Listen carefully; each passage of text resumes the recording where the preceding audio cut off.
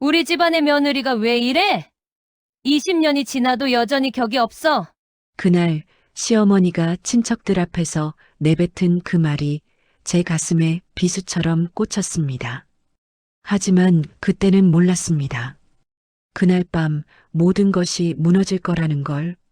추석 전날 새벽 4시 성북동 본가에 안 채 부엌은 이미 환하게 불이 켜져 있었습니다. 저는 앞치마를 두르고 도마 앞에 섰습니다. 칼질 소리만이 고요한 새벽을 가르며 무와 당근이 가지런히 채 썰려 나갔습니다. 창문 틈으로 스며드는 9월의 새벽 공기는 서늘했고 손끝엔 찬물에 씻은 채소의 차가운 감촉이 남아 있었습니다. 20번째 추석이었습니다. 20번째 명절 준비, 20번째 홀로 선 부엌. 도마 위에 물을 보며 생각했습니다. 언제부터였을까? 명절이 설레지 않고 그저 견뎌야 할 시간이 되어버린 게. 윤정아, 너 아직도 안 끝났어? 사람들 오기 전에 다 준비해야지. 시어머니의 목소리가 안채 건너방에서 들려왔습니다. 아직 해도 뜨지 않은 새벽이었지만 시어머니는 벌써 일어나 계셨습니다. 저를 감시하기 위해서였을까요? 아니면 정말 걱정해서였을까요? 지금은 그 구분조차 희미했습니다. 네, 어머님. 곧 끝납니다. 대답은 늘 똑같았습니다. 공손하고 짧고 감정 없이 20회 동안 다듬어진 목소리였습니다. 칼을 놓고 전을 붙이기 시작했습니다. 달군 팬에 기름이 지글지글 끓어오르고 파전 반죽이 노릇하게 익어가는 소리가 부엌을 채웠습니다. 기름 냄새가 코끝을 찔렀고 앞치마에 튄 반죽을 닦아내며 저는 시계를 보았습니다. 오전 6시, 친척들이 오는 건 오후 1시. 아직 7시간이나 남았지만 준비할 게 태산이었습니다. 이게 정말 가족을 위한 일일까? 아니면 그냥 습관일까? 오전 10시쯤 남편 민수가 부엌에 들어왔습니다. 부스스한 머리에 잠옷 차림이었고 하품을 하며 냉장고 문을 열었습니다. 벌써 이렇게 많이 했어? 고생 많다. 괜찮아요. 당신은 좀 더 쉬어요. 민수는 물을 한 잔 마시고는 다시 방으로 들어갔습니다. 돌아보지도 않고 도와주겠다는 말도 없이. 저는 그의 뒷모습을 바라보다가 다시 고개를 숙였습니다. 익숙했습니다. 너무나 익숙한 광경. 20회 동안 단 한 번도 남편이 명절 준비를 도와준 적은 없었습니다. 오후 1시 성북동 본가의 큰 방에는 하나둘 친척들이 모여들기 시작했습니다. 시동생 영철 내외, 시누이 은경, 그리고 먼 친척 몇 명까지. 큰 방은 금세 사람들로 가득 찼고 웃음소리와 담소가 오갔습니다. 저는 안채 부엌과 큰 방을 오가며 음식을 날랐습니다. 나르고 또 날랐습니다. 윤정아, 물 좀 더 갖다 줘. 윤정아, 수저 하나 더 필요해. 윤정 씨, 이 나물 좀 데워서 다시 내와봐. 네, 알겠습니다. 대답만 수십 번 했지만 아무도 고맙다는 말은 하지 않았습니다. 저는 그저 투명한 사람처럼 필요할 때만 불리는 존재였습니다. 식사가 시작되고 저는 부엌 한쪽 작은 식탁에 홀로 앉았습니다. 식어버린 나물 몇 가지와 밥 한 공기. 큰 방에서 들려오는 웃음소리를 들으며 저는 젓가락을 들었습니다.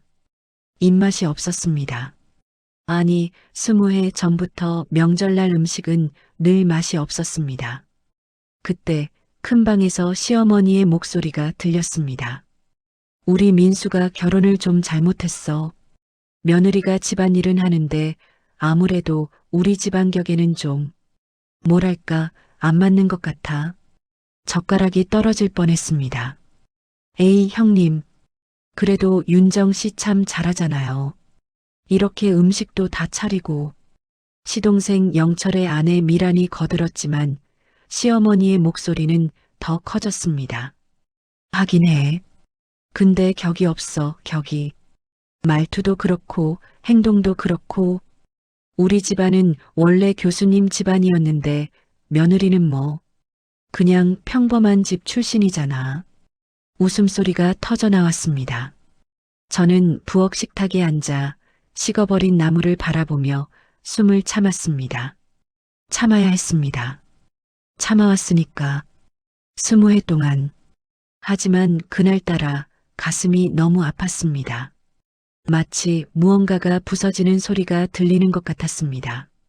그건 아마도 제 마음이었을 겁니다. 저녁 7시 친척들이 하나둘 떠나고 집안은 다시 조용해졌습니다. 저는 설거지를 하며 싱크대 앞에 섰습니다. 손끝은 뜨거운 물에 불어 있었고 세제 거품이 팔목까지 올라왔습니다. 민수는 거실 소파에 누워 TV를 보고 있었습니다. 여보, 오늘 좀 힘들었지? 고생했어. 괜찮아요. 엄마가 또 그런 말 했지? 미안해. 내가 말릴게 다음엔. 늘 다음이었습니다.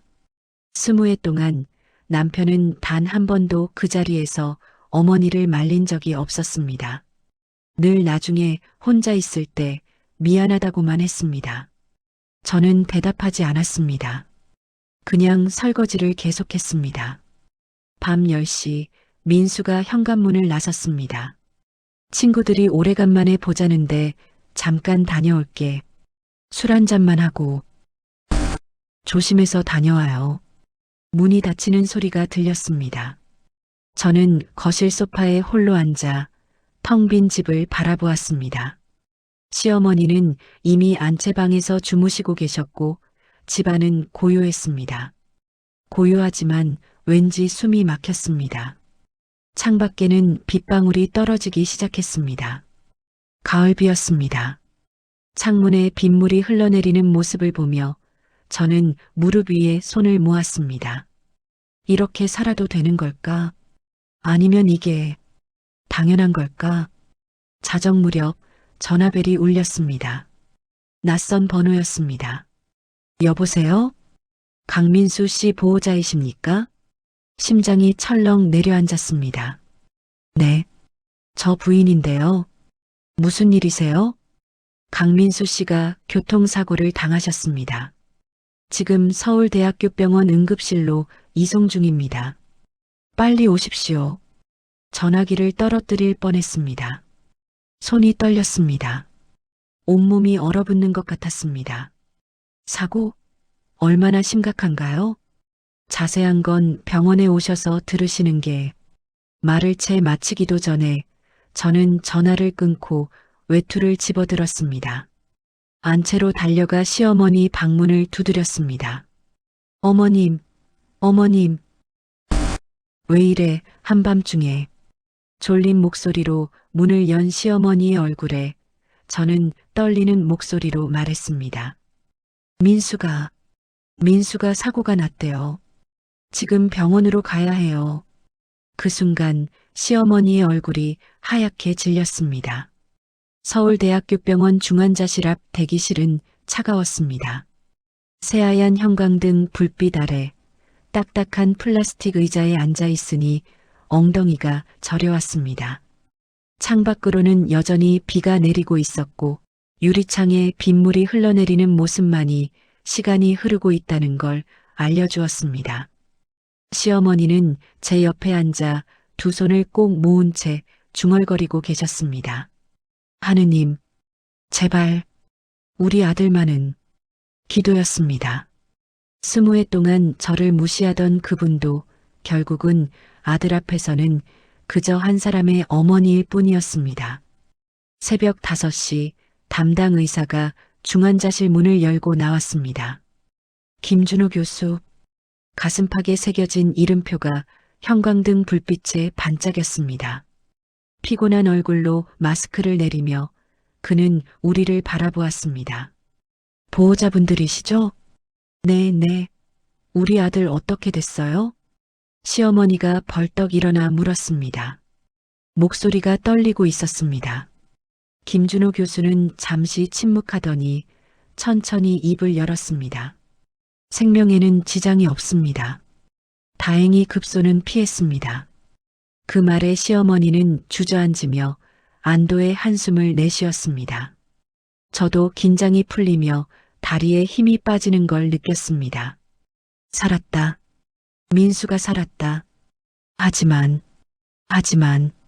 그 한 단어에 다시 긴장이 온몸을 휘감았습니다. 두개골 골절과 뇌출혈이 있었습니다. 응급수술은 성공했지만 현재 혼수 상태이고요. 언제 깨어날지는 아무도 장담할 수 없습니다. 일주일이 될 수도 한 달이 될 수도 아니면 말끝을 흐렸습니다. 아니면 평생일 수도 있다는 뜻이었습니다. 그리고 장기 치료가 필요합니다. 재활치료, 지속적인 검사, 간병, 상당한 시간과 비용이 들 겁니다. 비용, 그 단어가 귓가에 맴돌았습니다. 중환자실 유리창 너머로 민수가 보였습니다. 온몸에 튜브가 연결되어 있었고 기계음이 규칙적으로 B- 울리고 있었습니다. 창백한 얼굴에 산소 마스크를 쓴 채 누워있는 남편의 모습은 마치 다른 세상 사람처럼 느껴졌습니다. 저는 유리창에 손을 대고 그를 바라보았습니다. 차가운 유리의 감촉이 손바닥에 전해졌습니다. 여보, 왜 술을 마셨어요? 왜 빗길에 운전을 했어요? 하지만 그 말은 입 밖으로 나오지 않았습니다. 그저 유리창 너머의 남편을 바라보며 저는 눈물을 삼켰습니다. 오전 9시 원무과 상담실에서 직원이 서류를 내밀었습니다. 응급수술비와 일주일 중환자실 입원비를 합치면 대략 1,500만 원 정도 예상됩니다. 일단 보증금으로 500만 원을 먼저 내셔야 하고요. 시어머니의 얼굴이 하얗게 질렸습니다. 500? 그렇게 많이요? 중환자실 하루 입원비가 상당합니다. 그리고 앞으로 재활치료까지 생각하시면 직원의 말이 계속되었지만 시어머니는 이미 고개를 떨구고 계셨습니다. 저는 가방을 열었습니다. 제가 내겠습니다. 윤정아, 시어머니가 놀란 눈으로 저를 바라보았습니다. 저는 통장을 꺼내 직원에게 건넸습니다. 직원이 통장을 확인하더니 고개를 끄덕였습니다. 네, 입금 처리해드리겠습니다. 상담실을 나오며 시어머니가 조심스럽게 물었습니다. 윤정아, 그 돈 어디서 났어? 제가 모아둔 거예요. 얼마나 모아뒀는데? 대답하지 않았습니다. 대답할 필요가 없었습니다. 20해 동안 제가 얼마나 아끼고 모았는지, 명절 때마다 용돈으로 받은 10만 원, 20만 원을 모두 모았는지, 친정어머니가 몰래 쥐어준 5만 원까지도 모두 저축했는지, 시어머니는 모르셨을 겁니다. 알려고 하지도 않으셨으니까. 오후 2시 중환자실 면회 시간이었습니다. 하루에 딱 2번, 오전 1번, 오후 1번, 10분씩만 들어갈 수 있었습니다. 저는 소독제로 손을 씻고 일회용 가운을 입고 중환자실 안으로 들어갔습니다. 소독약 냄새가 코를 찔렀고 여러 대의 기계 소리가 뒤섞여 울렸습니다. 민수의 침대 옆에 섰습니다. 여보, 저예요. 윤정이에요. 대답은 없었습니다. 기계음만이 규칙적으로 B- 울릴 뿐이었습니다. 저는 그의 손을 잡았습니다. 따뜻했습니다. 살아있다는 증거였습니다. 깨어나요. 제발, 깨어나요. 눈물이 주르륵 흘러내렸습니다. 10분이 너무 짧았습니다. 간호사가 조용히 어깨를 두드렸고 저는 민수의 손을 놓아야 했습니다. 저녁 7시 병원 1층 카페테리아에서 시어머니와 마주 앉았습니다. 김이 모락모락 나는 라면 한 그릇, 병원 매점에서 산 삼각김밥 하나, 그게 우리의 저녁이었습니다. 시어머니는 라면 국물을 떠먹다가 갑자기 눈물을 흘리기 시작했습니다. 어쩌면 좋아. 우리 아들 괜찮아질 거예요. 병원비는 또 어떻게 하고 우리 집에 뭐 돈이 어디 있어. 시어머니의 목소리는 점점 작아졌습니다. 저는 라면을 먹으며 그 모습을 바라보았습니다. 불쌍했습니다. 하지만 동시에 아무 감정도 느껴지지 않았습니다. 20해 동안 저를 무시하던 그분이 이제는 제게 기대고 있다는 사실이 묘하게 느껴졌습니다. 밤 9시 병원 로비 벤치에서 시어머니는 잠이 드셨습니다. 저는 핸드폰을 꺼내 은행 앱을 열었습니다. 통장 잔고를 확인했습니다. 2,300만 원. 오늘 500만 원을 내고 남은 금액이었습니다. 20해 동안 모은 돈. 한 푼 한 푼이 소중했습니다. 화면을 보며 저는 생각했습니다. 이걸로 얼마나 버틸 수 있을까? 한 달, 두 달, 그리고 그 다음엔 자정 무렵 핸드폰이 울렸습니다. 시동생 영철이었습니다. 형수님, 저 영철이에요. 형님 상태 어때요? 아직 깨어나지 못했어요. 아이고, 정말 큰일이네. 형수님, 병원비는 어떻게 하실 거예요? 제가 도와드릴 건 없고요. 도와드릴 건 없고요. 그 말 뒤에는 분명 다른 의도가 숨어 있을 것 같았습니다. 괜찮아요. 제가 알아서 할게요. 아, 그래요? 형수님이 돈이 있으세요? 어쨌든 힘내세요. 저희도 형님 걱정 많이 되네요. 전화가 끊겼습니다. 저는 핸드폰을 내려다보며 씁쓸하게 웃었습니다. 걱정이 되면 왜 병원에는 오지 않는 걸까? 추석 때는 그렇게 웃으며 밥을 먹더니 새벽 2시 병원 옥상에 올라갔습니다. 찬바람이 얼굴을 스쳤습니다. 서울의 야경이 한눈에 들어왔습니다. 수많은 불빛들이 반짝이고 있었습니다. 저 불빛 하나하나가 모두 누군가의 삶일 텐데 저는 난간에 기대어 하늘을 올려다보았습니다. 별은 보이지 않았습니다. 도시의 불빛이 너무 밝아서 별들은 숨어버렸습니다. 민수야, 당신은 깨어날 거죠? 깨어나서 그동안 제가 얼마나 힘들었는지 알아줄 거죠? 하지만 마음 한구석에서는 다른 목소리가 들렸습니다. 설령 깨어난다 해도 뭐가 달라질까? 어머니는 여전히 나를 무시할 테고 당신은 여전히 외면할 텐데 그럼 나는 왜 이렇게 버티고 있는 걸까? 새벽 4시 다시 중환자실 앞 대기실로 돌아왔습니다. 시어머니는 여전히 벤치에서 주무시고 계셨습니다. 저는 조용히 옆에 앉아 가방에서 수첩을 꺼냈습니다. 20해 동안 기록해온 가계부였습니다. 한 페이지 한 페이지 넘기며 저는 숫자들을 확인했습니다. 수입, 지출, 저축, 그리고 마지막 페이지에 적힌 숫자 2,300만 원. 이게 20회의 값이구나. 수첩을 덮으며 저는 결심했습니다. 이번만은 내 방식대로 하자. 20회 동안 참아왔으니까, 20회 동안 당했으니까, 이번만큼은 내가 선택하자. 병원 1층 가족 상담실은 조용했습니다. 창밖으로 햇살이 비치고 있었지만 방 안의 공기는 묘하게 무거웠습니다. 시동생 영철과 미란 부부는 저와 시어머니 맞은편에 앉았고 테이블 위에는 서류 가방이 놓여 있었습니다. 영철이 어색하게 웃으며 입을 열었습니다.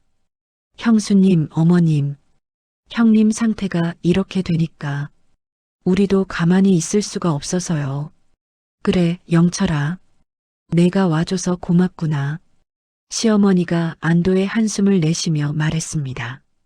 저는 아무 말 없이 그들을 바라보았습니다. 뭔가 이상했습니다. 사흘 동안 병원에 한 번도 오지 않던 사람들이 갑자기 서류 가방을 들고 나타나다니. 그래서 말인데요, 어머님. 우리가 생각을 좀 해봤어요. 미란이 가방에서 서류 몇 장을 꺼냈습니다. 형님이 언제 깨어날지 모르는 상황이잖아요. 병원비도 계속 나갈 거고요. 그래서 성북동 집을 좀 정리하는 게 어떨까 해서요. 순간 공기가 얼어붙었습니다. 집을 정리? 시어머니의 목소리가 떨렸습니다. 네. 지금 성북동 집 시세가 꽤 되잖아요. 한 15억? 그걸 팔면 병원비도 해결되고 어머님도 좀 더 편한 곳으로 이사 가시고 일석이조죠. 영철의 목소리는 지나치게 밝았습니다. 저는 서류를 내려다보았습니다. 부동산 등기부등본, 시세조사 자료, 심지어 중개업소 명함까지. 얼마나 준비해 온 거야? 잠깐만요. 제가 입을 열었습니다. 지금 형님은 중환자실에 계세요. 깨어날지도 모르는 상황이고요. 근데 벌써 집을 팔자는 얘기를 하시는 거예요? 아, 형수님. 오해 마세요. 우리도 형님 걱정돼서 그러는 거예요. 병원비가 얼마나 나올지 아세요? 계속 이렇게 가다간 병원비는 제가 낼 겁니다. 딱 잘라 말했습니다. 영철과 미란의 얼굴이 굳었습니다. 형수님이 돈이 있으세요? 네. 얼마나요? 참을 수 없었습니다. 그게 왜 중요해요? 남편 병원비를 제가 내는데 제가 얼마를 가지고 있는지가 왜 중요한가요? 목소리가 높아졌습니다. 시어머니가 놀란 눈으로 저를 바라보았습니다. 미란이 눈을 가늘게 뜨며 말했습니다. 형수님, 혹시 형님 통장 관리하고 계세요? 형님 월급 통장이요. 그거 형수님이 관리하시죠? 침묵했습니다. 20해 동안 민수의 월급 통장은 제가 관리했습니다. 민수는 돈 관리에 관심이 없었고 자연스럽게 제가 맡게 되었습니다. 그 통장에 얼마나 있어요? 영철 씨, 미란 씨, 그만하세요. 제 목소리는 차갑게 식어 있었습니다. 형님 통장은 형님 거예요. 제가 관리하고 있지만 그건 형님 돈이에요. 그리고 그 돈으로 병원비를 낼 거고요. 어머, 우리가 뭐라고 했다고 그러세요? 우리도 걱정돼서 그러는 건데. 미란의 목소리는 억울함으로 가득했지만 눈빛은 차가웠습니다. 상담실을 나오며 시어머니가 조심스럽게 물었습니다. 윤정아, 민수 통장에 돈이 얼마나 있어? 많지 않아요. 그럼 병원비는 어떻게 할 거야? 제 돈으로 낼 거예요. 제가 모아둔 돈이 있으니까요. 시어머니는 더 이상 묻지 않았습니다. 하지만 저는 알고 있었습니다. 시어머니도 영철 부부도 모두가 제 통장을 노리고 있다는 걸. 오후 3시 병원 앞 은행 지점에 들렀습니다. 창구 직원에게 통장을 내밀며 저는 조용히 말했습니다. 명의 변경 좀 하려고요. 어떤 명의로 변경하실 건가요? 제 명의로요. 남편 명의 계좌를 제 명의로 옮기려고요. 직원이 서류를 확인하더니 고개를 저었습니다. 본인 동의 없이는 명의 변경이 안 됩니다. 남편분이 직접 오셔야. 남편이 지금 혼수 상태예요. 그러시면 법적 대리인 지정이 필요합니다. 법원에서 후견인 선정을. 복잡했습니다. 생각보다 훨씬 복잡했습니다. 저는 은행을 나와 벤치에 앉았습니다. 이런 식으로는 안 되겠어.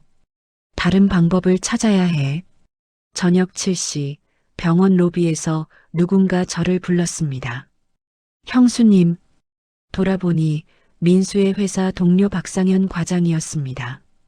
상현 씨, 형님 소식 듣고 깜짝 놀랐어요. 괜찮으세요? 아직 깨어나지 못하고 있어요. 상현 과장은 안타까운 얼굴로 고개를 저었습니다. 그나저나 형수님 회사에서 연락 안 왔어요? 형님 휴직 처리 건이요. 아니요. 아, 아직 연락 안 갔나? 곧 인사팀에서 연락할 거예요. 형님이 이렇게 되니까 장기 휴직을 신청해야 하거든요. 그리고 그동안 형님이 맡았던 프로젝트 인수인계도 해야 하고 휴직 그 말이 무겁게 다가왔습니다. 휴직이면 월급이 안 나온다는 뜻이었습니다. 형수님, 혹시 필요한 거 있으면 말씀하세요. 우리 회사 동료들도 다들 걱정하고 있어요. 고마워요.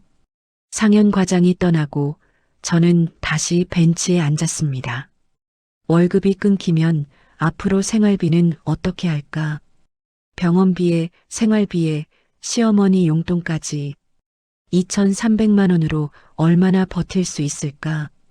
밤 10시 중환자실 면회 시간이었습니다.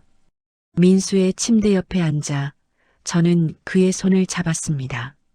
여보, 깨어나요. 빨리 깨어나야 해요. 대답은 없었습니다. 지금 다들 우리 재산을 노리고 있어요. 시동생도 친척들도. 당신이 깨어나지 않으면 저 혼자서는 버티기 힘들어요. 눈물이 주르륵 흘러내렸습니다. 근데 이상한 게 뭔지 알아요? 지금 이 순간에도 전 혼자라는 생각이 들어요. 당신이 옆에 있어도 전 늘 혼자였던 것 같아요. 기계음만이 규칙적으로 울렸습니다. 자정 무렵 병원 옥상에 다시 올라갔습니다. 찬바람이 얼굴을 스쳤습니다. 핸드폰을 꺼내 인터넷 뱅킹을 열었습니다. 민수명의 통장 800만 원, 제 명의 통장 2,300만 원, 합계 3,100만 원. 화면을 보며 저는 계산하기 시작했습니다. 병원비 한 달에 최소 500만 원, 생활비 한 달에 200만 원, 그럼 한 달에 700만 원, 3천만 원으로는 넉 달. 넉 달 후엔 머리가 복잡했습니다. 하지만 동시에 묘하게 차분해졌습니다. 20해 동안 저는 늘 계획을 세워왔습니다. 한 달 생활비 계획, 명절 준비 계획, 저축 계획. 그렇게 버텨왔습니다. 이번에도 그럴 거예요. 계획을 세우고 실행하고 버티는 거예요. 혼자서라도. 성북경찰서 교통조사계 사무실은 서류 더미로 가득했습니다. 김동수 경사는 노트북 화면을 저에게 돌려 보여주었습니다. 블랙박스 영상이었습니다. 빗속을 달리는 민수의 차, 그리고 조수석에 희미하게 보이는 그림자. 보시죠. 여기요. 이 부분. 영상을 확대하자 여자의 실루엣이 보였습니다. 긴 머리, 하얀 블라우스. 가슴이 쿵 내려앉았습니다. 사고 직후 현장에는 남편분만 계셨어요.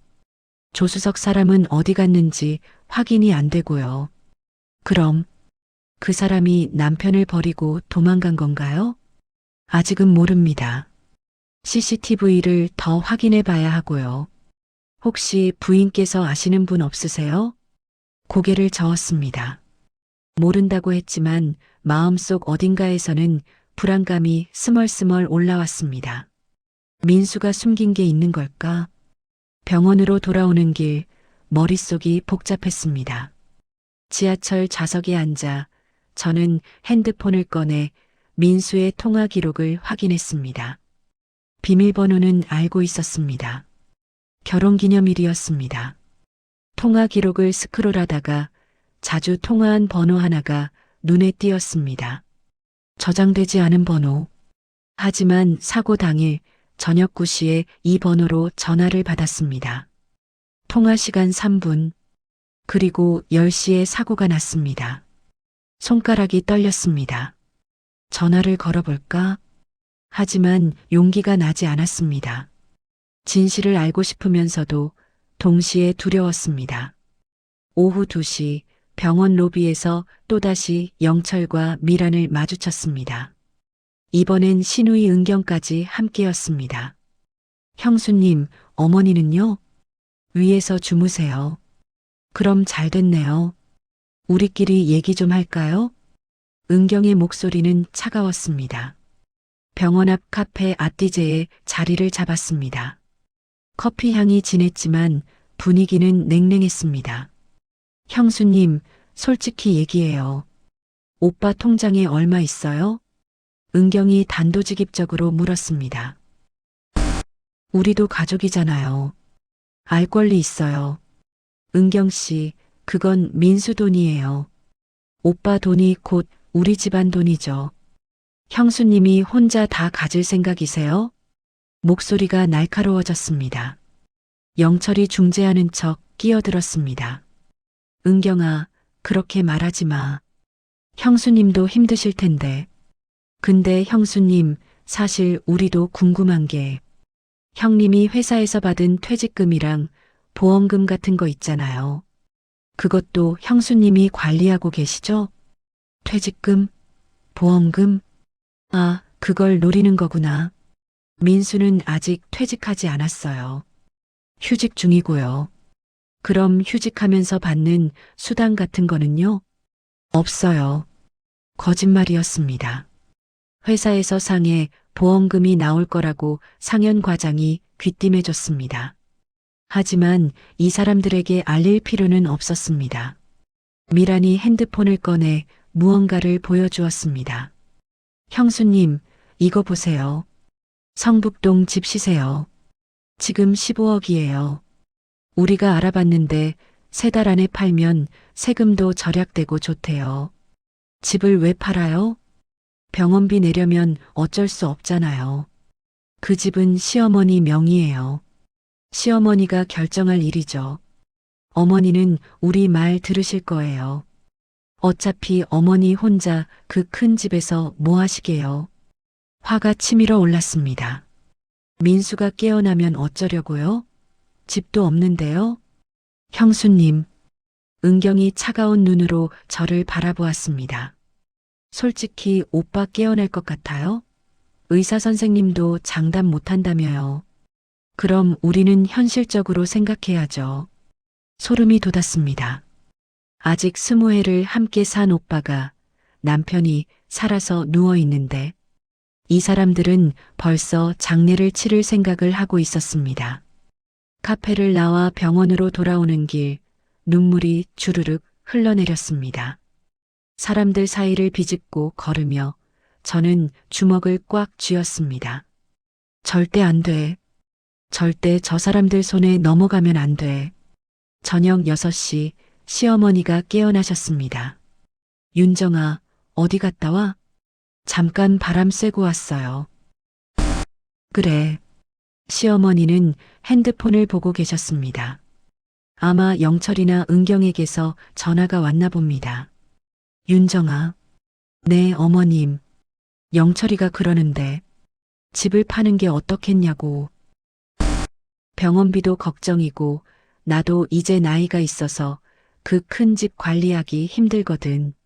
어떻게 생각해? 가슴이 답답했습니다. 어머님. 응?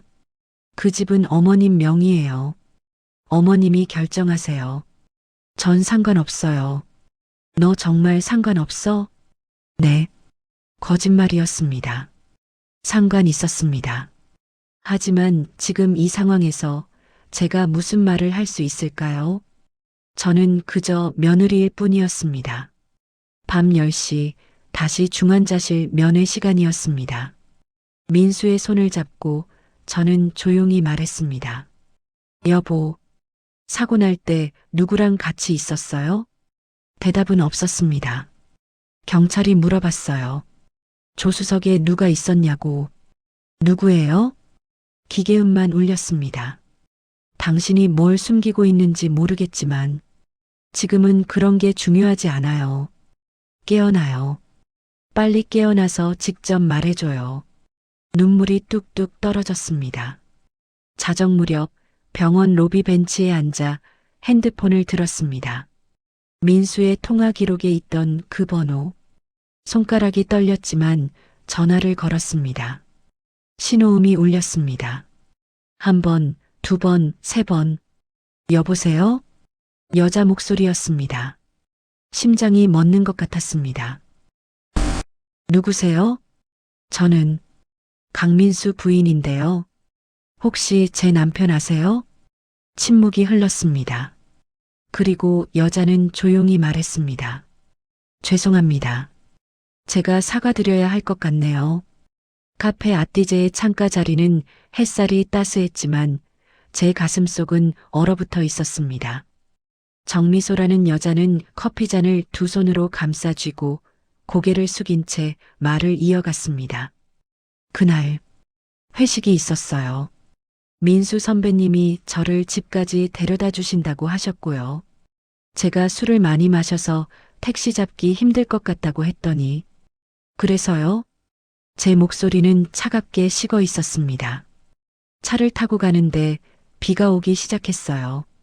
선배님이 술을 드셨는데도 운전하셔서 제가 괜찮으시냐고 물어봤는데 그때 차가 미끄러졌어요. 정미소의 목소리가 떨렸습니다. 사고가 나고 저는 정신을 차렸는데 선배님은 의식이 없으셨어요. 너무 무서웠어요. 그래서 저는 도망갔군요. 죄송합니다. 손이 떨렸습니다. 커피잔을 잡은 손에 힘이 들어가 뼈마디가 하얗게 되었습니다. 신고는요? 구급차는요? 119에 전화했어요. 익명으로요. 그리고 택시를 잡아서 그냥 집으로 갔어요. 정말 죄송합니다. 제가 너무 겁이 났어요. 정미소는 눈물을 흘렸습니다. 하지만 저는 동정심이 들지 않았습니다. 그럼 지금 왜 나타난 거예요? 경찰에서 연락이 왔어요. 블랙박스 영상 보고 신원 확인 중이라고. 그래서 부인께 먼저 사과드려야 할 것 같아서. 그래서 경찰한테 걸릴까봐 미리 손을 쓰려는 거구나. 정미소 씨. 네. 남편이랑 무슨 사이예요? 회사 선후배요. 그것만? 정미소는 고개를 들어 저를 바라보았습니다. 눈물 자국이 선명했지만 눈빛은 흔들렸습니다. 네. 그것만이에요. 거짓말인지 진실인지 알 수 없었습니다. 하지만 지금은 그게 중요하지 않았습니다. 카페를 나와 병원으로 돌아오는 길, 머릿속이 복잡했습니다. 민수와 정미소, 둘 사이에 뭐가 있었는지 없었는지는 모르겠습니다. 하지만 한 가지는 확실했습니다. 민수가 술을 마시고 운전을 했다는 것, 그리고 다른 여자를 태웠다는 것. 결혼 20해 동안 저는 남편을 믿어왔습니다. 아니, 믿는다고 생각했습니다. 하지만 지금 이 순간 그 믿음이 얼마나 허약한 것이었는지 깨달았습니다. 오후 3시 병원 원무과에서 연락이 왔습니다. 보호자분, 이번 주 입원비 정산서 나왔습니다. 확인하러 오시겠어요? 원무과 창구에서 서류를 받아들었습니다. 이번 주 입원비 680만 원. 지난주보다 더 올랐습니다. 다음 주부터는 중환자실에서 일반 병실로 옮기시는 게 어떠세요? 비용 부담이 좀 줄어들 텐데. 아직은요. 조금만 더 지켜봐야 할 것 같아서요. 알겠습니다. 창구를 나와 저는 핸드폰으로 은행 앱을 열었습니다. 내 통장 잔고 1,500만 원. 일주일 만에 800만 원이 사라졌습니다. 이 속도라면 한 달도 못 버틸 것 같았습니다. 저녁 6시 시어머니가 원무과 정산서를 보셨습니다. 600만 원이나? 이게 일주일치야? 네. 세상에. 이러다 우리 집안 거덜 나겠네. 시어머니의 얼굴이 창백해졌습니다. 윤정아, 너 돈 얼마나 남았어? 조금 남았어요. 조금이 얼마야? 걱정 마세요. 제가 알아서 할게요. 시어머니는 한숨을 쉬며 고개를 저었습니다. 영철이 말이 맞는 것 같아. 집을 파는 게. 어머님, 제가 끊어 말했습니다. 그 집 팔면 어디서 사실 거예요? 그리고 민수가 깨어나면요? 깨어나기나 할까? 시어머니의 목소리는 절망으로 가득했습니다. 의사 선생님도 장담 못한다며. 이러다 평생 이렇게 있는 거 아닐까? 어머님, 목소리가 높아졌습니다. 민수는 깨어날 거예요. 꼭 깨어날 거예요. 넌 뭘 믿고 그래? 시어머니는 눈물을 흘리기 시작했습니다. 저는 더 이상 말할 수 없었습니다. 밤 9시 영철에게서 전화가 왔습니다. 형수님, 저 영철이에요. 네. 어머니랑 통화했어요. 집 파는 거 어머니도 동의하셨대요. 내일 부동산 중개인 데리고 갈게요. 집 좀 보여드려야 하니까. 영철 씨. 네. 집 이름이 누구 앞으로 돼 있어요? 어머니 명의죠. 왜요? 어머님이 직접 동의하셔야 팔 수 있는 거 아니에요? 그러니까 어머니가 동의하셨다니까요. 그럼 어머님께 직접 확인하고 진행하세요. 저한테 말하지 마시고요. 전화를 끊었습니다. 손이 떨렸습니다. 화가 났습니다. 너무나 화가 났습니다. 하지만 동시에 무력했습니다. 제가 뭘 할 수 있을까요? 저는 그저 며느리일 뿐이었습니다. 자정 무렵 중환자실 면회 시간이었습니다. 민수의 손을 잡고 저는 조용히 속삭였습니다. 여보, 이제 정말 힘들어요. 눈물이 뚝뚝 떨어졌습니다. 당신 가족들이 집을 팔려고 해요. 병원비 때문에. 그리고 당신 회사 후배. 정미소라는 여자 만났어요. 사고 날 때 같이 있었대요. 기계음만이 답할 뿐이었습니다. 전 뭘 믿어야 할지 모르겠어요. 당신을 믿어야 할까요? 아니면 이 모든 게 거짓말이었던 걸까요? 목이 메었습니다. 20해 동안 당신 가족들한테 무시당하면서도 참았어요. 당신 믿고 참았어요. 근데 지금 당신조차 제가 모르는 비밀을 숨기고 있었다는 게 너무 힘들어요. 새벽 2시 병원 옥상에 올라갔습니다. 서울의 야경이 한눈에 들어왔습니다. 불빛들이 반짝였습니다. 난간에 기대어 저는 핸드폰을 꺼냈습니다. 통장 잔고를 다시 확인했습니다. 1,500만 원. 이게 20회의 값이구나. 그리고 이 돈마저 다 쓰고 나면 제게 남는 건 뭘까? 차가운 바람이 얼굴을 스쳤습니다. 눈을 감았습니다. 그리고 결심했습니다. 더 이상은 안 돼. 이제는 내가 선택할 차례야. 성북동 본가 거실의 공기는 얼어붙어 있었습니다. 영철과 미라는 입을 다물지 못했고 은경은 고개를 돌린 채 창밖만 바라보았습니다. 시어머니는 서류를 들여다보며 손을 떨고 계셨습니다. 이게 정말이야? 윤정아? 네, 어머님. 전부 차용증이 있어요. 여기 도장도 찍혀 있고요. 영철이 벌떡 일어섰습니다. 형수님, 이건 좀 그렇잖아요. 가족끼리 빌려준 건데 왜 이걸 지금 들고 나와요? 가족이라서요? 제 목소리는 차가웠습니다. 가족이면 병원에 한 번이라도 더 오시지. 가족이면 병원비 걱정을 같이 하시지. 근데 여러분은 뭐 하셨어요? 집이나 팔자고 하시면서 민수 통장은 얼마냐고 물어보셨잖아요. 그건 미란이 끼어들었습니다. 형수님도 너무하시네요. 우리도 형님 걱정되는데. 걱정되는 게 형님이에요?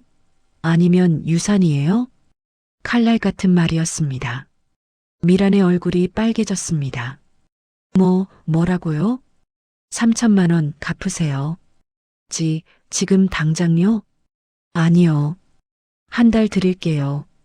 한 달 안에 3천만 원 갚으시면 집 파는 건 제가 찬성할게요. 시어머니가 놀라 저를 바라보았습니다.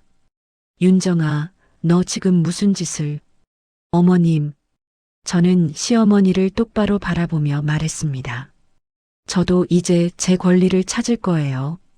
20해 동안 무시당하면서 살았지만 이젠 아니에요. 가족회의는 파국으로 끝났습니다. 영철과 미란, 은경은 환한 얼굴로 집을 나갔고 시어머니는 방으로 들어가 나오지 않으셨습니다. 저는 거실에 홀로 남아 창밖을 바라보았습니다. 했어. 드디어 했어. 20해 만에 처음으로 제 목소리를 냈습니다. 그날 밤 시어머니가 제 방문을 두드렸습니다. 윤정아, 들어가도 되니? 네. 시어머니는 조심스럽게 방 안으로 들어오셨습니다. 그리고 제 앞에 앉으셨습니다. 윤정아. 네, 어머님. 미안하다.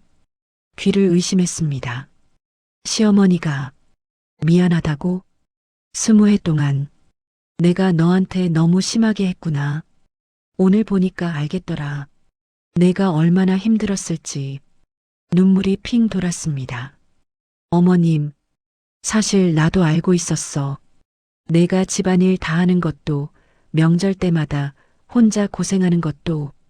근데 인정하기 싫었어.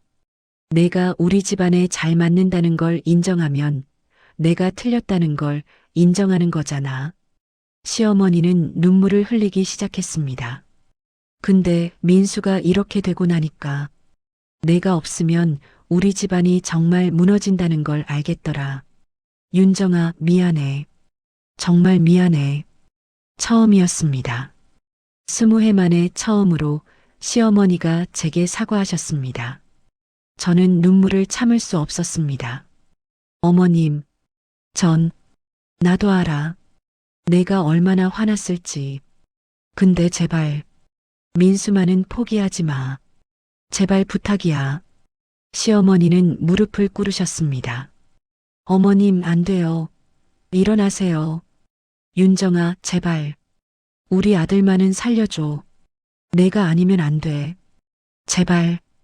그날 밤 저와 시어머니는 한참을 울었습니다. 일주일이 지났습니다. 영철과 미란에게서는 아무 연락이 없었습니다. 은경도 마찬가지였습니다. 병원비는 계속 나갔고 제 통장 잔고는 900만 원까지 떨어졌습니다. 그리고 어느 날 저녁 민수의 담당 의사가 저를 불렀습니다. 보호자분, 잠깐 상담실로 오시겠어요? 가슴이 철렁했습니다. 상담실에서 김준호 교수는 진지한 표정으로 말했습니다. 환자분 상태가 좋지 않습니다. 무슨 말씀이세요? 뇌파 검사 결과 뇌 활동이 점점 약해지고 있어요. 이대로 가면 말끝을 흐렸습니다. 재수술이 필요합니다. 뇌압을 낮추는 수술인데 상당히 위험합니다. 하지만 하지 않으면 얼마나 위험한데요? 생존율이 50% 정도입니다. 50%? 반반. 그럼 수술 안 하면요? 한 달 안에 뇌사 상태로 갈 가능성이 높습니다. 머릿속이 하얗게 변했습니다. 수술비는 얼마예요? 대략 1,500만 원 정도입니다. 1,500만 원. 제 통장에 있는 돈보다 많았습니다. 상담실을 나와 저는 복도 벤치에 주저앉았습니다. 손이 떨렸습니다. 온몸이 떨렸습니다. 어떻게 해? 돈이 없는데, 수술을 해야 하는데, 핸드폰을 꺼내 은행 앱을 열었습니다. 900만 원. 부족해. 600만 원이 부족해. 친정에 전화할까? 하지만 친정도 형편이 넉넉하지 않았습니다. 대출을 받을까?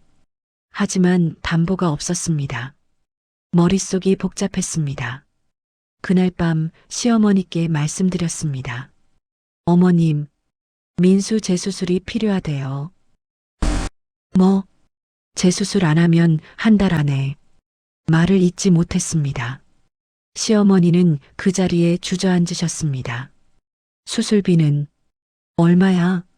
1,500만 원이요. 시어머니는 한참 동안 아무 말도 하지 못하셨습니다. 그리고 조용히 말씀하셨습니다. 집을 팔자.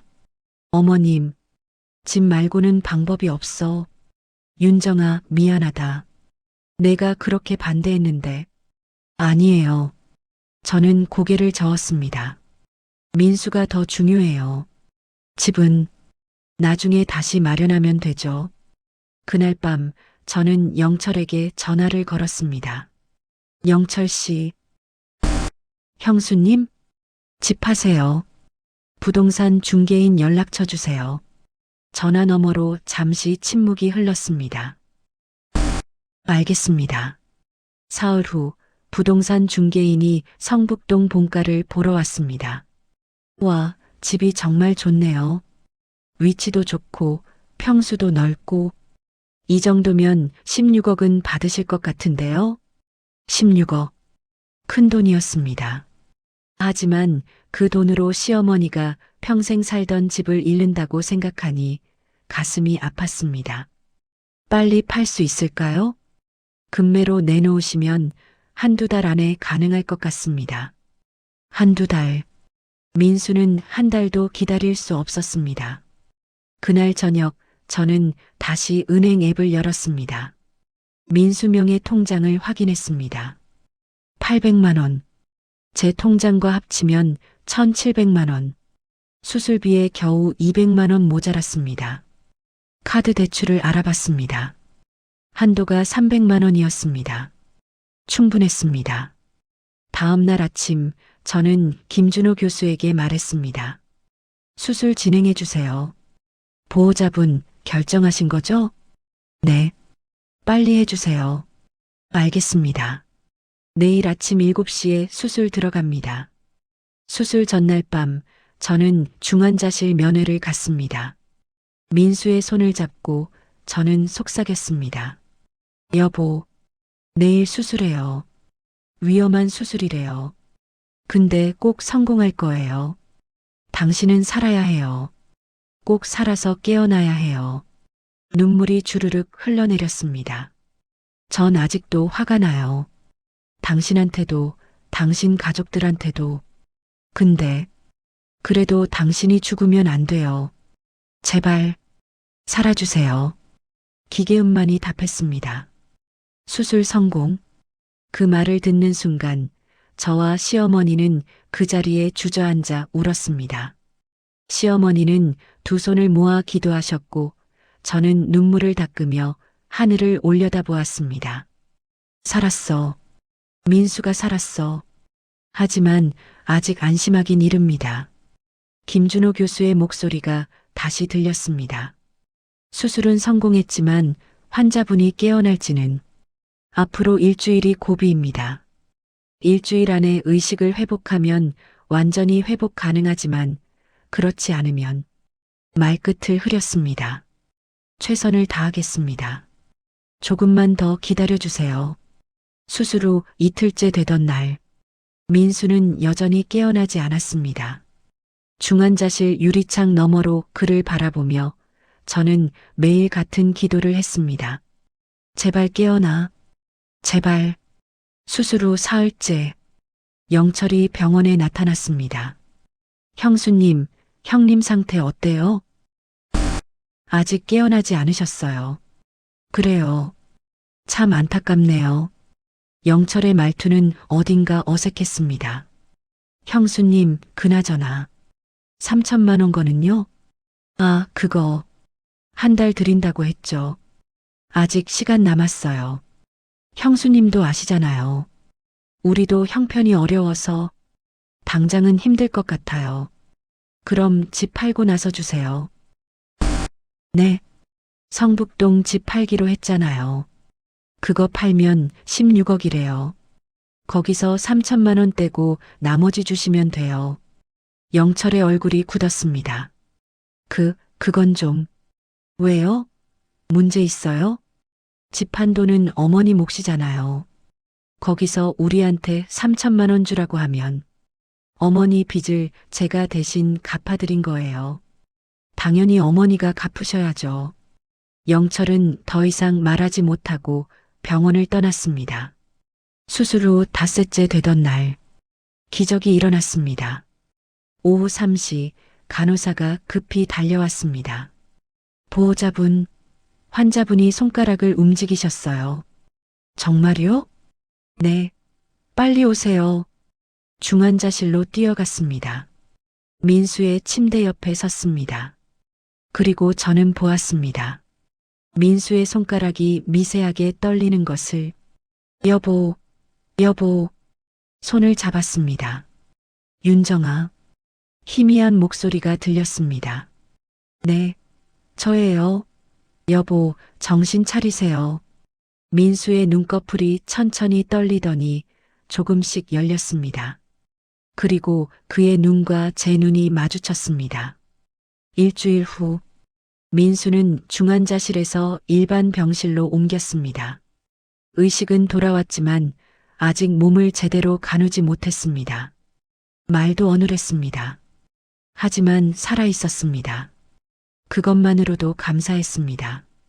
병실에서 민수는 조금씩 과거를 기억해냈습니다. 사고 날 때 기억나요? 미소가 정미소 알아요. 경찰한테 들었어요. 그리고 미소 씨한테서도 직접 들었어요. 민수는 눈물을 흘렸습니다. 미안해. 정말 미안해. 왜 술 마시고 운전했어요? 화가 나서. 뭐 때문에요? 민수는 한참 침묵하더니 조용히 말했습니다. 엄마가 너한테 또 그런 말 했다고. 미소한테 푸념했어. 그랬더니 미소가 술 한잔 하자고. 아, 그래서 술을 마셨구나. 미안해. 정말 미안해. 민수는 계속 울었습니다. 저도 울었습니다. 열흘 후 시어머니가 병실에 오셨습니다. 민수를 보자마자 시어머니는 울음을 터뜨렸습니다. 민수야, 정말 다행이다. 엄마, 미안해. 엄마가 잘못했어. 윤정이한테 그렇게 말한 거. 엄마가 정말 잘못했어. 시어머니는 민수의 손을 잡고 한참을 우셨습니다. 그리고 저를 돌아보셨습니다. 윤정아, 네 어머님, 고맙다. 정말 고맙다. 내가 아니었으면 우리 아들. 말을 잇지 못하고 우셨습니다. 저도 눈물이 났습니다. 보름 후 성북동 집이 팔렸습니다. 16억의 계약이 체결되었습니다. 시어머니는 작은 아파트로 이사를 가기로 하셨고 나머지 돈은 민수의 재활 치료비와 생활비로 쓰기로 했습니다. 영철과 미란에게서는 여전히 연락이 없었습니다. 한 달 후 민수는 재활 치료를 시작했습니다. 휠체어에 앉아 물리치료를 받는 남편을 보며 저는 복잡한 감정을 느꼈습니다. 다행이다, 살았다는 안도감. 동시에 앞으로 어떻게 살아야 할지에 대한 막막함. 어느 날 저녁 민수가 저를 불렀습니다. 윤정아, 왜요? 고마워. 정말 고마워. 나 때문에 너 고생 많이 했지. 이제 알았어요? 씁쓸하게 웃었습니다. 미안해. 20해 동안 내 고생을 몰라줘서. 민수도 눈물을 흘렸습니다. 앞으로는 잘할게. 엄마한테도 말할게. 너한테 그런 말 하지 말라고. 윤정아, 우리 다시 시작하자. 제대로. 민수는 제 손을 잡았습니다. 저는 그 손을 바라보았습니다. 따뜻했습니다. 하지만 동시에 무언가가 이미 부서져 있었습니다. 그날 밤 저는 가방에서 한 장의 서류를 꺼냈습니다. 며칠 전 법무사 사무실에서 받아온 서류였습니다. 이혼 동의서. 민수가 잠든 병실 침대 옆에 조용히 앉아 저는 그 서류를 내려다보았습니다. 20해. 참 길었습니다. 그리고 이제 끝이 보였습니다. 병실의 공기가 얼어붙었습니다. 민수는 이혼 동의서를 보며 말을 잇지 못했고 시어머니는 눈을 크게 뜨고 저를 바라보았습니다. 윤정아, 이게 무슨 제 결심이에요. 제 목소리는 차분했습니다. 20해 동안 저는 제 인생을 살지 못했어요. 며느리로, 아내로, 딸로. 그렇게만 살았어요. 이제는 윤정이로 살고 싶어요. 윤정아. 민수가 떨리는 목소리로 제 이름을 불렀습니다. 내가 잘못했어. 앞으로 잘할게. 제발. 여보. 저는 민수를 똑바로 바라보았습니다. 당신이 잘못한 게 아니에요. 우리 모두가 잘못했어요. 저도 포함해서요. 무슨 말이야. 전 참기만 했어요. 화가 나도 참고, 슬퍼도 참고, 무시당해도 참았어요. 그게 좋은 며느리, 좋은 아내라고 생각했으니까요. 목이 메었습니다. 근데 그렇게 참다 보니까 제가 뭘 원하는지, 제가 행복한지도 모르게 됐어요. 이게 사랑인지 습관인지도 모르겠어요. 시어머니가 울음을 터뜨렸습니다. 윤정아, 다 내 잘못이야. 내가 너한테 너무 심하게 했어. 제발, 용서해줘. 어머님, 저는 시어머니의 손을 잡았습니다. 전 어머님을 미워하지 않아요. 이해해요. 어머님도 그렇게 배워서 그렇게 하신 거잖아요. 그럼, 왜? 하지만 용서와 함께 사는 건 다른 문제예요. 전 더 이상 여기서 살 수 없어요. 일주일 후, 이혼 조정이 시작되었습니다. 민수는 끝까지 반대했지만 저는 마음을 바꾸지 않았습니다. 재산 분할은 간단했습니다. 저는 아무것도 원하지 않아요.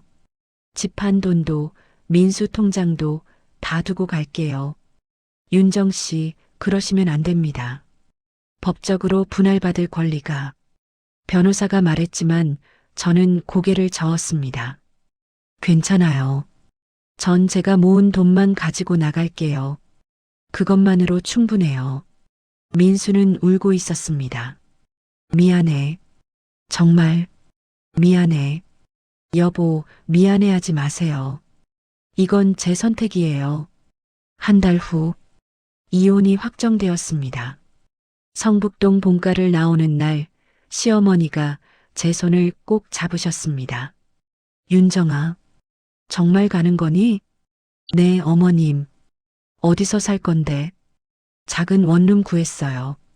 거기서 새로 시작하려고요. 행복해야 한다. 네, 행복해야 한다. 윤정아. 우리 때문에 20해를 버렸으니 이제는 내가 행복해야 한다. 시어머니는 눈물을 흘리며 저를 안아주셨습니다. 저도 울었습니다. 어머님도 건강하세요.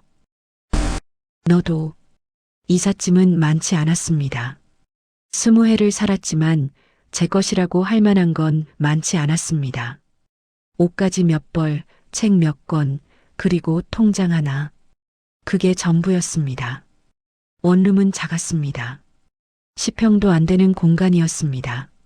하지만 창밖으로 햇살이 잘 들어왔고 조용했습니다.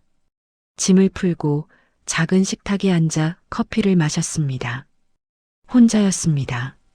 20해 만에 처음으로 진짜 혼자였습니다. 하지만 외롭지 않았습니다. 오히려 평화로웠습니다. 2달 후, 저는 작은 카페를 열었습니다. 윤정의 시간이라는 이름의 카페였습니다. 원룸 1층에 있는 작은 가게를 임대해서 직접 인테리어하고 꾸몄습니다. 원두향이 가득한 작은 공간. 창가에는 화분들이 놓여 있었고 벽에는 제가 좋아하는 그림이 걸려 있었습니다. 오픈 첫날 손님은 3명밖에 오지 않았습니다. 하지만 행복했습니다. 이게 제 가게구나. 제가 원해서 만든 공간이구나. 석 달 후, 카페는 조금씩 손님이 늘었습니다.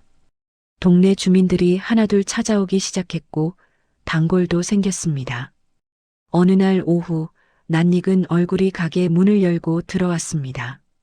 시어머니였습니다. 어머님? 윤정아. 시어머니는 조심스럽게 카페 안을 둘러보셨습니다. 여기가 내 가게구나. 네. 작지만 제 공간이에요. 예쁘다. 시어머니는 창가 자리에 앉으셨습니다. 저는 커피를 내려 시어머니 앞에 놓았습니다. 잘 지내셨어요? 응. 민수도 많이 좋아졌어. 재활 치료 열심히 하고 있어. 다행이네요. 너는 행복하니? 시어머니의 눈빛이 조심스러웠습니다. 저는 미소 지었습니다. 네, 행복해요. 다행이다. 시어머니는 커피를 한 모금 마시시고는 조용히 말씀하셨습니다. 윤정아, 고마웠어. 정말 고마웠어. 그리고 미안했어. 20해 동안.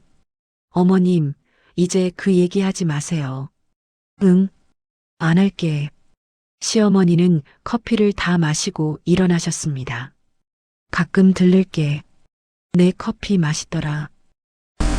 네, 언제든 오세요. 시어머니가 가게 문을 나서며 돌아보셨습니다. 윤정아, 네, 행복해야 한다. 꼭, 네. 문이 닫혔습니다. 저는 창밖을 바라보았습니다. 시어머니의 뒷모습이 점점 멀어졌습니다. 6개월 후, 카페는 제법 자리를 잡았습니다. 매출도 조금씩 늘었고, 저는 직원 한 명을 고용할 수 있었습니다. 어느 날 저녁 카페 문을 닫고 혼자 앉아 있었습니다. 핸드폰을 보니 민수에게서 문자가 와 있었습니다. 윤정아, 잘 지내? 나 이제 거의 다 나았어. 다음 달부터 회사 복직한대. 너도 건강하게 잘 지내. 가끔 생각나. 문자를 읽으며 저는 미소 지었습니다. 그래, 잘 살아. 우리 모두 잘 살자. 문자를 지우지 않고 그대로 두었습니다. 1년 후, 윤정의 시간 카페는 동네 명소가 되었습니다. 많은 사람들이 찾아왔고 저는 바쁘지만 충만한 하루하루를 보냈습니다. 어느 봄날 오후 저는 카페 창가에 앉아 밖을 바라보았습니다. 벚꽃이 흩날리고 있었습니다. 바람에 날리는 꽃잎들을 보며 저는 생각했습니다. 지난 20해는 헛되지 않았어. 그 시간이 있었기에 지금의 내가 있으니까. 그리고 이제 나는 진짜 내 인생을 살고 있어. 창밖으로 한 여자가 걸어가는 모습이 보였습니다. 환한 웃음을 지으며 가벼운 발걸음으로 아, 저게 나였으면 좋겠다고 생각했던 적이 있었습니다. 이제는 제가 저렇게 웃을 수 있습니다. 제가 저렇게 가볍게 걸을 수 있습니다. 저녁 무렵 마지막 손님을 배웅하고 카페 문을 닫았습니다. 정리를 마치고 2층 원룸으로 올라갔습니다. 작은 공간이지만 제가 원하는 모든 것이 있는 곳이었습니다. 창문을 열어 환기를 시키고 저는 책상 앞에 앉았습니다. 일기장을 펼쳤습니다. 오늘도 좋은 하루였다. 손님들이 행복해하는 모습을 보니 나도 행복했다. 이제야 내 인생이 시작된 것 같다. 펜을 놓고 저는 창밖을 바라보았습니다. 서울의 야경이 반짝였습니다. 수많은 불빛들, 수많은 사람들의 삶, 그중 하나가 저였습니다. 이제는 누구의 그림자가 아닌 윤정 그 자체로 미소가 번졌습니다. 이제야 내 인생이 시작됐어. 정말로.